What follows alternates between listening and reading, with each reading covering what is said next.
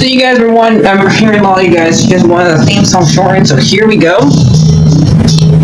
This girl reviews movies, games, and books. Sometimes she plays them. So does that, and when she does it with the cat, does that make her crazy? Does that make her crazy? Probably. So, it's shorter. There you go. CrazyCatLady or Martha Butler does not own any trailers or pictures. I use them under fair educational for and entertainment purpose. It's like it's all they did. Well, those years ago. See? No, I don't want to do any more of it. Hi everyone, Martha here.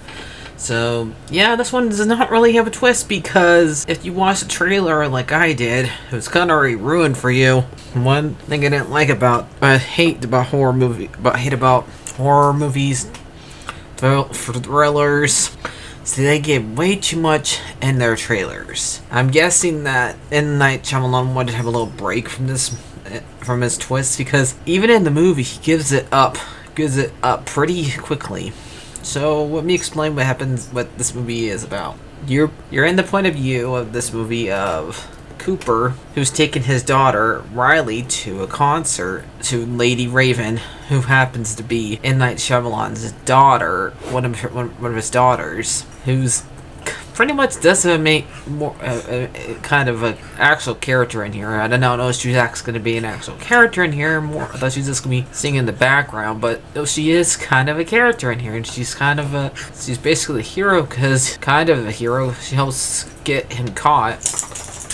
Gets the bad guy caught, but the weird thing is you're watching the bad guy in this. So Cooper looks around the concert and notices that there's cops everywhere. So when he goes to take his daughter to go buy a t-shirt of the band, he asks the guy, "Why is there cops everywhere?" And he says, "Well, looking for points. Turns out there's a serial killer here. He left receipt, and when he actually killed one of his victims here, and then the receipt was to buy this ticket.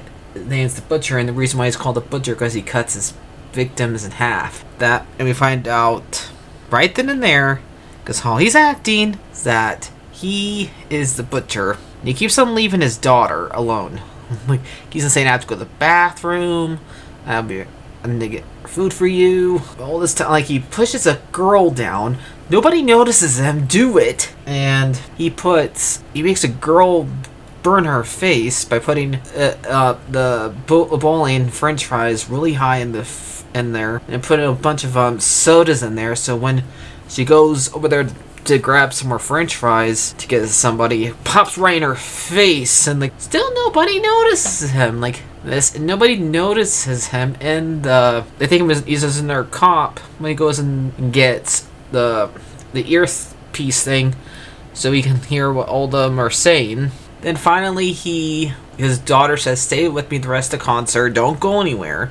And she notices that he's acting weird during this whole time. He is acting he's like always smiling in here in this show, and this so much. He goes to talk over to, I guess, her manager, but it's actually her uncle. But this is actually M. Night Shyamalan. You know, M. Night Shyamalan, he always has to have a cameo in one of his in all his movies, and this is where he is. He's actually playing his daughter's manager in this, and he goes to make sure that his daughter gets to be on stage with her, because there's a song that had it called "Dream Girl," where she picks one lucky person to be on stage with him and dance with her, and he convinces the manager to pick her by saying she's cursed or something. And there's also this whole thing where one of the people at the stage at the concert doesn't like Riley, who gets jealous about it, and our mom's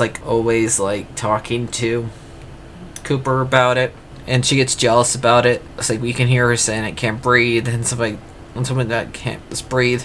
And while they're doing this, they have the girl that fell down the stairs, and Cooper goes over there and helps her catch her breath and stuff like that. Helps her get back Phil in order, giving her water. And the way he gets out of here, because they're going to check every single one of the males, because they know it's a male.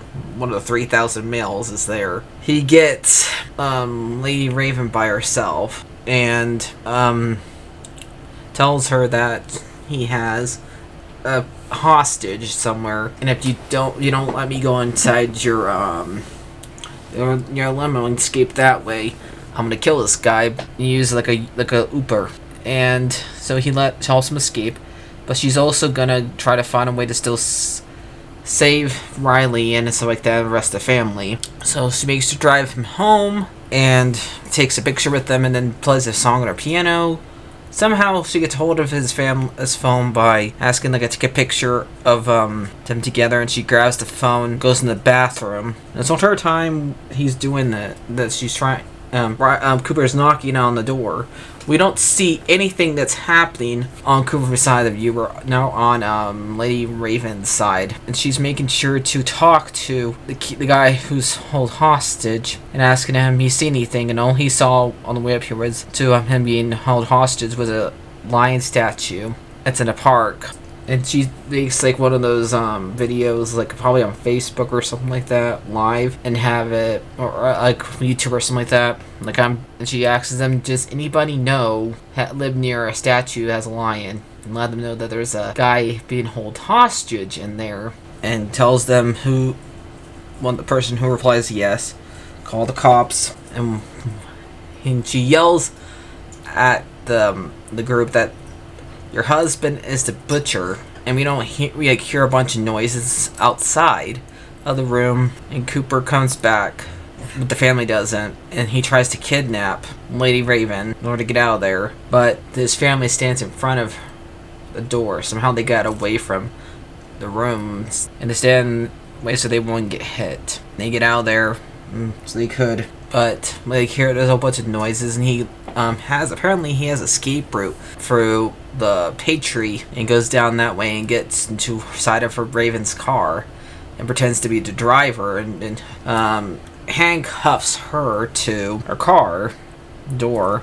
And she tries to reach the window door, pushes the button, then she ends up call 911, I'm being handcuffed. And so somebody does, all her fans out there, and she ends up hits the handcuffs hard enough to where the pipe thing on the door breaks off and gets out that way and goes through the door that way, and somehow he gets out of there too, the minority, and changes his outfit. They think that he's still in there, shoots through the window, driver window, doesn't anybody, because nobody's in there anymore, and he just keeps on walking until we get back to the view of Rachel, Cooper's wife, and somehow he figures out where they're at, and he puts the two together that somehow she figured out that he was the butcher before this movie started, because he always smells like bleach,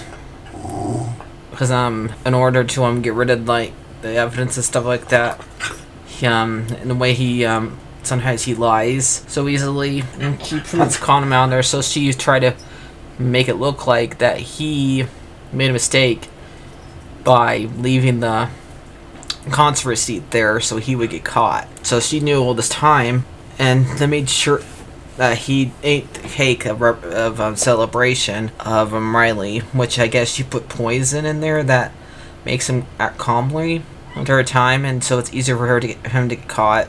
He did kill one of the guards in this, but during this, because he poked one of their eyes, but they were to shock him by using the taser thing. But right when he's heading out of the car, he makes sure to pick up the bike as a sentimental thing, but he's actually grabbing the one of the pipe things so he can unlock his handcuffs when he gets in the car. His daughter runs with her to hug him, and she runs back up to her mom. And when he gets in the car, he hangs up himself. So I guess he gets away from it. And the last bit of the movie we see is the guy who told him all this finds out by watching the news. He says, "Oh shit! I helped him. I'm not talking to anybody here anymore." So I guess this movie doesn't really have a twist. Separate, like, uses it right away, but unless you want to count the fact that his wife knew knew before this movie even started, I guess you can count that as a twist. Though there's a weird thing that's going on with his mom, but pretty much every killer out there has something to do with their mom. That's a serial killer. But the thing is, I don't know if I really. This movie was fine. I just think they spend too much time at the concert. So I'm probably gonna get this movie like only like a 7. I did like the idea. I did like the idea because we never really see the point of view from the killer's from a serial killer's eye. Not even in movies that were historically about the about actual serial killers out there, because it's usually about the person who was either with them or one of their victims, and they're talking about them in the background. So yeah, but this one, I don't know. I don't know if I really count this one as a twist one like he usually does. Like, favorite, subscribe, guys, and goodbye.